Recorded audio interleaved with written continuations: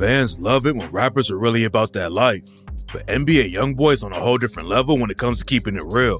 He spent his whole life in and out of jail, from sliding on the opps and getting into shootouts, to running a drug ring while he was on house arrest. Today we're breaking down every case he's ever caught. Youngboy's legal drama started when he was 15 years old. His dad got hit with a 55-year sentence when Youngboy was a kid. It's not clear how it went down, but the fader said that it was from a robbery gone wrong. Youngboy's mom moved out of their neighborhood after that, so Youngboy lived with his grandma and got active in the streets just like his dad. After Youngboy's grandma died, he moved in with his homie 3-3. 3-3's mom Monique took Youngboy in, but 3-3 and Youngboy were already getting into trouble because they wanted to make it in the rap game. Youngboy's mom tried to be a rapper back in the day, and Youngboy started writing songs when he was just 7 years old. 3-3 and Youngboy didn't have any money to pay for studio time though, so they started stealing the car batteries out of 18-wheelers to sell and use the money to record their own tracks. When Youngboy was 15 years old, he picked up his first robbery charge and got sent to juvie for 6 months. There were a lot of people trying to keep Youngboy out of the streets though. Back when he was in 6th grade, Youngboy was in a program for kids who might not graduate school, and that's when he met a counselor named Kyrie Garcia. Kyrie Garcia tried to help Youngboy out, and she even became his godmother after the program was over, but Youngboy still dropped out of high school in the 9th grade and never went back. Youngboy's fans know he ended up spending 2 years on house arrest in Utah, but most people don't know that Kyrie Garcia is the reason he was there. Kyrie Garcia had moved to Utah, and Youngboy went to visit her back in the day. It was the first time he had ever been on a plane or even left the South, and Youngboy went back a few times to visit Kyrie Garcia for Thanksgiving and Christmas. At one point, Youngboy was actually thinking about moving to Utah, but then he started popping off in the rap game and got even deeper in the streets. Youngboy started writing tracks while he was locked up in juvie, and when he came home, he dropped his first project, Life Before Fame. Back then, he was rocking with a crew in Baton Rouge called the Top Boy Gorillas, aka TBG. But there was drama behind the scenes that led to Youngboy catching an attempted murder charge. TBG had beef with another crew in the city called Bottom Boy Gorillas, aka BBG, and Youngboy's cousin Boozilla rep BBG. Youngboy and Boozilla weren't rocking with each other because of the TBG and BBG situation, and at one point, Boozilla allegedly wanted to kill Youngboy. The main rapper from TBG was a dude named G Money, and after Youngboy started beefing with TBG, G Money dropped the track Industry and rapped, "Pussy, you should be ashamed. I know what's up with you, nigga. I never fuck with you, nigga. I would've bust for you, nigga. I put my trust in you, nigga. Now I can't fuck with you, nigga. Had me looking for your cousin. He wanted to kill you." Youngboy started hanging with TBG through his homie Lil Herc, who is G Money's little brother. At first, G Money was like a mentor to Youngboy and taught him how to rap. But once Youngboy started taking his own career seriously, he felt like TBG wasn't really supporting him because they thought G Money had the most potential to blow up. So Youngboy decided to separate himself and started his own crew, Never Broke Again. But after Youngboy split off from TBG, he started rocking with Boozilla. Then on November 2nd, 2016, Boozilla was shot and killed. Rumors said that TBG wasn't involved with the hit, and it was actually some shooters from a crew called Forever Loyalty who pulled the trigger on Boozilla.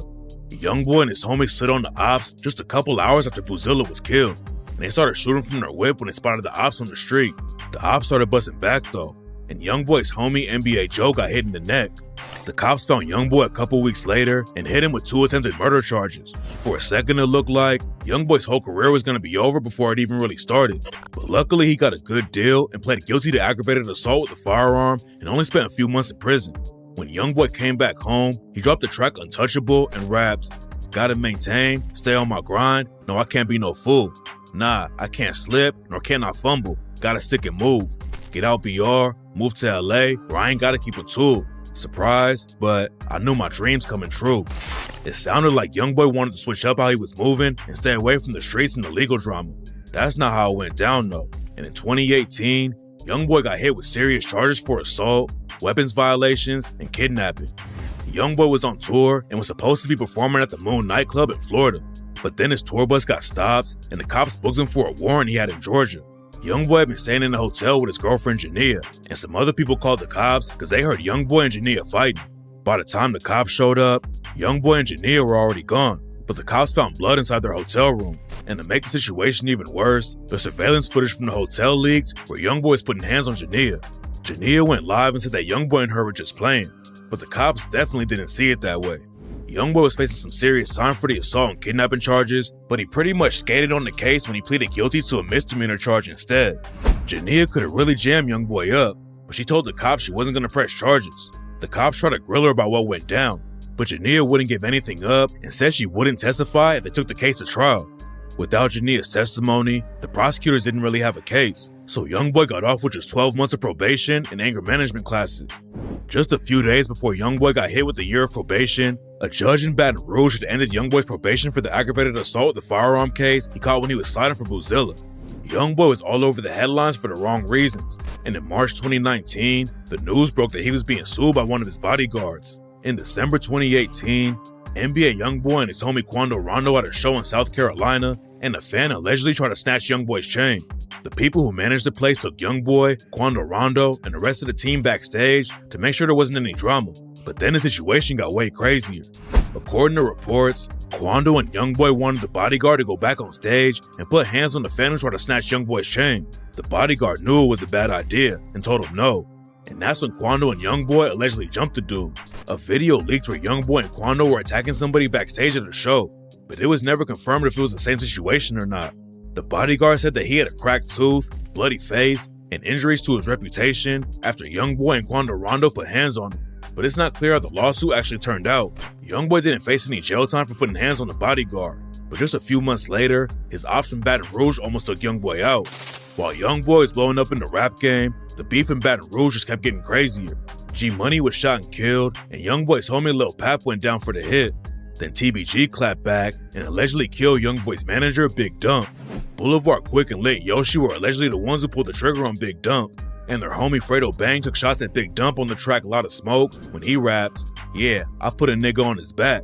You heard me? You know I'm smoking on a fat nigga. You understand me? And we ain't dumping no ashes. You heard me?"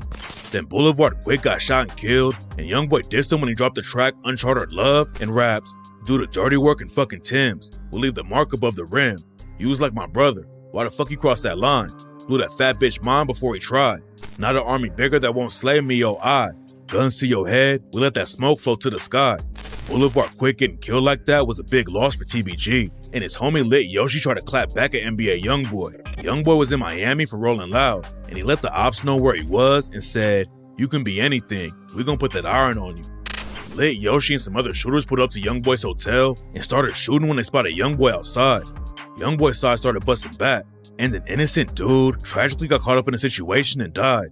Seeing an innocent dude die like that had a big impact on Youngboy, and after it went down, he said, "I wish they would have gotten me, not him." Youngboy was originally charged for the shooting, and the situation was looking bad for him, but then the charges got dropped. Youngboy was still on probation when the shooting went down though, and he violated his parole because he was hanging out with his homies Ben Fields and Boomer.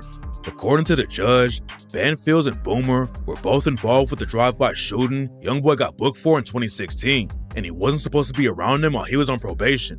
Youngboy was originally facing 10 years in prison, but luckily he got off easy and only had to spend 90 days in jail and then go on house arrest. Fans were hoping Youngboy was going to switch up how he moved because he was always getting caught up in some wild drama, but that's not how it went down. And just a few months later, he caught the most serious charge of his life. In September 2020, Youngboy was shooting a music video and someone called the cops and said that Youngboy and his crew were waving guns around. The cops raided the spot where they were shooting the video and found a bunch of drugs and guns. When the cops showed up, everyone started running or trying to hide behind cars. Police searched a few vehicles at the scene and found some weed and Xanax pills packed in plastic bags, along with digital scales. They also found tons of handguns and rifles, including an AK-47. Some of the dudes they arrested were also carrying large amounts of cash, including Youngboy, who had $47,000 cash on him when they arrested him. Youngboy and 15 other people all got booked, but Youngboy bonded out fast. Youngboy was supposed to stay in Louisiana while he was on bail, but instead, he did the race and went to Los Angeles. The cops tracked him down and tried to pull him over, and that's when Youngboy hopped out and ran away on foot. The cops used dogs to find Youngboy though, and they booked him on more federal gun charges because there was a gun in his whip. It wasn't looking good for Youngboy, but in 2021, the judge let him out on a $1.5 million bond. Youngboy had 2 big cases hanging over his head though. In that same year, he moved to Utah to serve out his house arrest and wait for his other trials to start. The judge thought Utah would be a better place for Youngboy to serve his house arrest because he wouldn't be around any of his ops in Baton Rouge. The judge also knew about Youngboy's ties to his old counselor, Kyrie Garcia, and being close to her was supposed to help keep Youngboy out of trouble. In 2022, Youngboy scored a huge win after his federal gun case from Los Angeles was thrown out. He was still fighting the gun charge from Baton Rouge though, and then the case took a crazy turn. In 2023, news broke that some of the cops who booked Youngboy and his homies in Baton Rouge were arrested for putting hands on people and destroying evidence. According to paperwork, the cops who booked Youngboy arrested a dude and then used a stun gun on him while they were strip searching him at the police station. One of the cops punched the dude, then he pointed to another cop and said, "You see this guy here? He's about to knock the fuck out of you." And according to the prosecutors on the case, the cops had a secret torture warehouse where they would take people to beat, sexually abuse, and illegally strip search them. The cops were also accused of destroying evidence to hide what they were doing, and a lot of people thought Youngboy might catch a break in his case since he was booked by a bunch of dirty cops. Unfortunately, that's not what happened though, and Youngboy was kept locked up in Utah for years.